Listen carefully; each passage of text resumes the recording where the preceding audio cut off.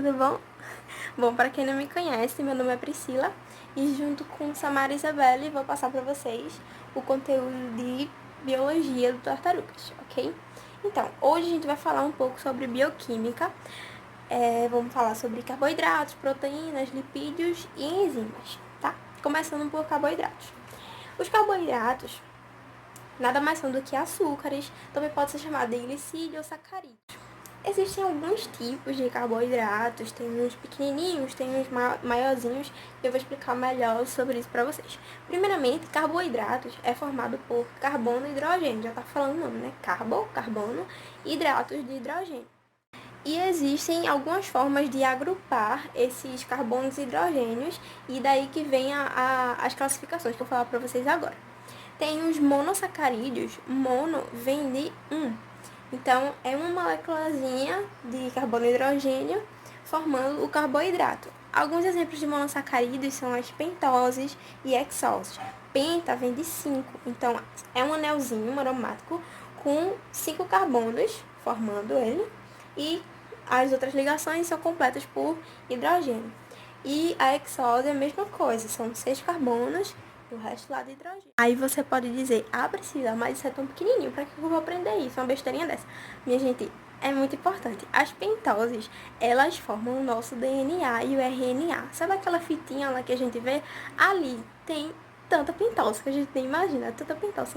Ou seja, o nosso sangue tem carboidrato. E aí a gente encontra outra função para os carboidratos. No caso das pentoses, são elas que dão a estrutura lá, aquela fitinha do DNA e RNA. Liga aí. Outra classificação são os oligosacarídeos. Oligo vem de pouco. Lembra lá de história oligarquia, arquia é poder. Oligo é pouco, poder na mão de poucos. Mesma coisa aqui. Oligosacarídeos não é uma moléculazinha feito nos monossacarídeos, mas são poucas. Por exemplo, tem os disacarídeos, di vem de 2. Então, é como se fossem duas hexosezinhas ligadas, geralmente por oxigênio. E também tem os polissacarídeos. Poli vem de muitos. Então, são vários anezinhos daquele, tudo ligadinho, formando um carboidrato. E os polissacarídeos são os mais famosinhos, assim, porque tem as coisas que a gente mais conhece. Por exemplo, celulose, que é o que forma a parede celular das plantas. Outro exemplo, amido, que é aquele negocinho que derrete na boca. Outro exemplo de polissacarídeo é a quitina. Não é a quitina junto não, tá? A quitina é o quê? Uma marca de dermocosmético? Acho que é. Enfim, mas é quitina, a espaço quitina. Que é outro exemplo de função estrutural aí, porque é a quitina que forma o exoesqueleto dos artrópodes. Por exemplo, um exemplo de artrópode, barata. Quando você amassa, não faz crack, pronto. Faz crack porque o exoesqueleto dela é todo feito de quitina, que é um carboidrato. Outro exemplo é o glicogênio, que é a reserva de energia dos fungos. Então, enfim, tem vários tipos de carboidratos. Agora vamos para os lipídios. Os lipídios são gorduras. O lipídio ele é formado basicamente por carboidratos, só que sem oxigênio. Lembra que eu falei que os carboidratos, por exemplo, os disacarídeos, são dois anéisinhos que eles são ligados por um oxigênio. Então, o que acontece nos lipídios? Eu vou pegar esse carboidrato e vou tirar esses oxigênios e vou estocar ele. É como se fosse um carboidrato sem água. Um carboidrato desidratado, digamos assim. Por isso que quando a gente come muito, a gente fica com as gordurinhas, porque nosso corpo já tem todo o carboidrato necessário. E aí a gente estoca essa energia. Que fica apolar. Por isso que ele não se mistura com a água, porque a água é polar. E apolar e polar não se misturam. Então, por isso que a gente não vê, por exemplo, o óleo, que é gordura, é lipídio. Então, o óleo não se mistura com a água por causa disso. Enfim, tem muita coisa sobre os lipídios que não dá pra falar tudo aqui.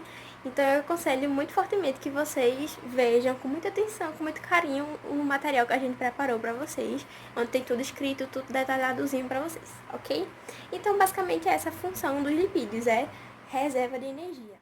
Agora, vamos para as maravilhosas proteínas. Minha gente, proteína é tão importante. Quase tudo do nosso corpo é proteína. E as proteínas têm muitas funções. As proteínas têm função estrutural, hormonal, imunológica, contrátil, transportação. Por exemplo, a nossa hemácia, ela é feita de proteína e ela transporta oxigênio. Olha só que lindo. E as proteínas, elas têm vários formatos. São estruturas, né, que a gente chama. Tem estrutura primária, secundária e terciária. E a cada estrutura que passa, ela fica mais complexa. Por exemplo, a estrutura primária é como se fosse uma fitinha assim de aminoácido e pronto, a estrutura primária. A secundária já começa a enrolar, a terceira é um cabaré, tudo junto, enfim. E não acaba na terciária não, ainda tem estrutura quaternária. Mas assim, as proteínas são lindas, maravilhosas, têm funções super importantes pra gente, porém, ninguém é perfeito, não é mesmo? E elas têm as condições para trabalhar para nós. Ela é muito fresca. Por exemplo, se mexer alguma coisinha na estrutura dela, ela já não trabalha mais. Se tiver num pH que ela não goste, por exemplo, se ela gostar de pH ácido e tiver num ambiente básico, ela já não funciona mais. Se tiver alguma temperatura diferente da que ela gosta, ela também não funciona mais. Por isso que é perigoso ter febre. Por quê? A febre esquenta o nosso corpo e aí as proteínas podem desnaturar. Elas começam a mudar a sua forma, a sua estrutura, e aí ela não funciona mais. Então, se a gente ficar com muita febre e as nossas proteínas começarem a desnaturar, a gente morre. Então, tenha cuidado com a febre. E agora, para encerrar esse resumo maravilhoso, as enzimas. As enzimas, elas têm função de quebrar. E essa quebra não é uma coisa ruim, feito tu quebrando o prato da tua mãe. Ninguém vai brigar com a enzima porque ela quebrou as moléculas. Ela acaba acelerando as reações. Ou seja, sim, as enzimas têm função de catalisadoras. Elas aceleram as reações do nosso corpo. Porém, você não pode colocar qualquer enzima que vai quebrar tudo não, viu? Cada enzima quebra a sua coisa específica. Por exemplo, a amilase salivar. A amilase é uma enzima que fica na nossa saliva, ora, amilase salivar, e ela quebra amido. Por isso que quando a gente come, deixa eu ver, tipo aqueles biscoitos de polvilho, não derrete na boca, aquilo é feito de amido. E a amilase vai quebrando, por isso que derrete e é uma delícia. Enfim, é isso. Espero muito que vocês tenham entendido e, mais uma vez, recomendando, vejam o nosso material escrito, porque lá tem muito mais detalhes, coisas muito importantes que vocês precisam muito saber. Ok? Vai ter também as questões, vocês vão responder e depois vai ter vídeo de resolução. Qualquer dúvida pode falar com qualquer uma de nós três. E é isso. Beijo. Bons estudos.